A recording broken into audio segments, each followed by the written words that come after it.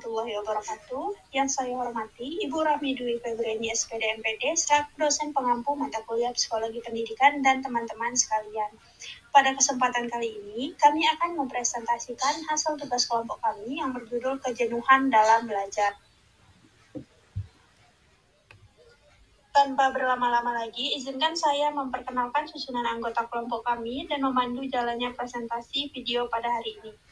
Untuk anggota kelompok terdiri dari saya sendiri, Rizka Dina Melani, dengan NIM 23029100 sebagai moderator dan pemateri pertama. Selanjutnya ada Desri Putri Petrisia dengan NIM 23033011 sebagai pemateri kedua. Selanjutnya, Ashifa Salsabila dengan NIM 23075013 sebagai pemateri ketiga. Langsung saja kita memasuki materi pertama, yaitu konsep kejenuhan. Kejenuhan atau burnout adalah kondisi emosional, mental, dan fisik yang muncul akibat stres berkepanjangan atau tekanan dalam suatu lingkungan seperti belajar atau bekerja.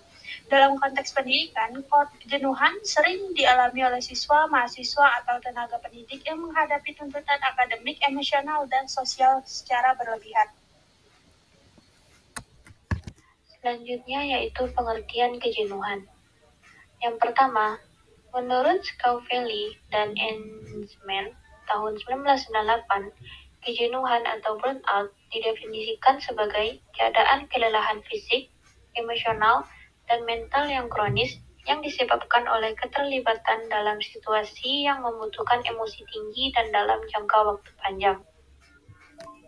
Yang kedua, menurut Pines dan Aronson pada tahun 1988, kejenuhan adalah keadaan kelelahan fisik, emosional, dan mental yang dihasilkan dari keterlibatan yang intens dalam pekerjaan atau hubungan yang memberikan tekanan emosional besar. Selanjutnya yaitu pengertian kejenuhan dalam belajar.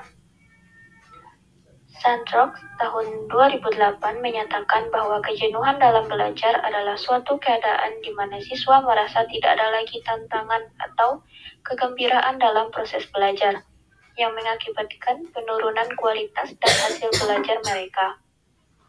Kejenuhan sering kali terjadi ketika bahan ajar yang diberikan tidak lagi menarik, atau ketika metode yang digunakan oleh pengajar terlalu monoton atau tidak variatif.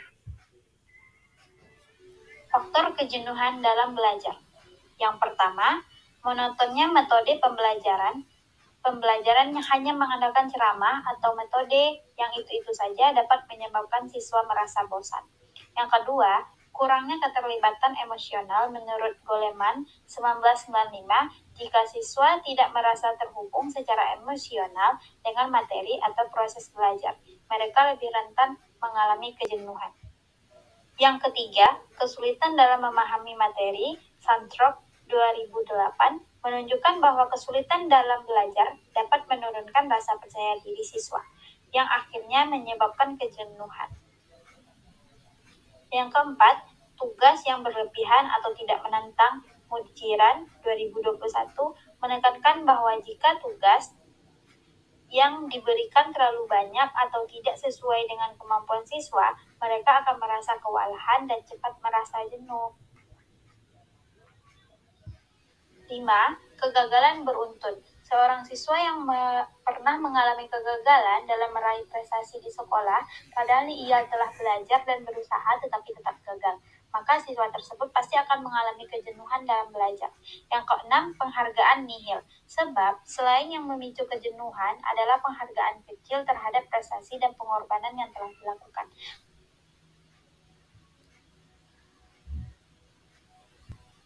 7. Perlakuan buruk.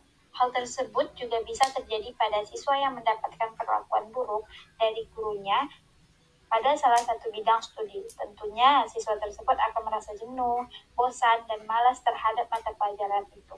Kedelapan, penolakan hati nurani.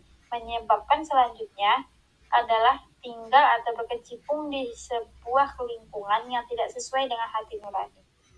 Upaya pendidik dalam mencegah dan mengatasi kejenuhan dalam belajar pada peserta didik.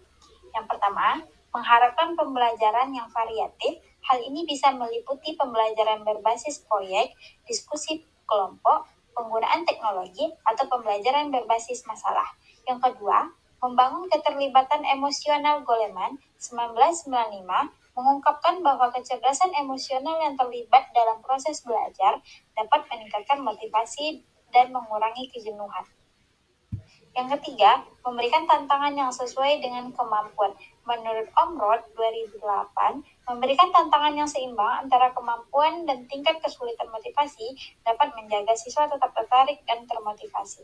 Keempat, memberikan penghargaan dan umpan balik positif. Santrop 1995 menjelaskan bahwa pengakuan atau usaha siswa dapat membuat mereka merasa dihargai sehingga dapat mengurangi kejenuhan.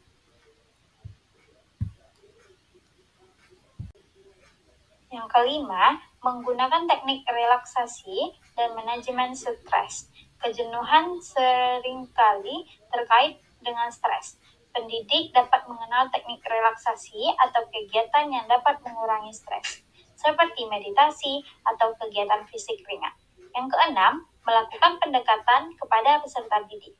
Pendekatan emosional terhadap peserta didik memang mutlak ada dan benar-benar harus dilakukan tiap hari. Mereka harus didekati dan harus ada perhatian khusus.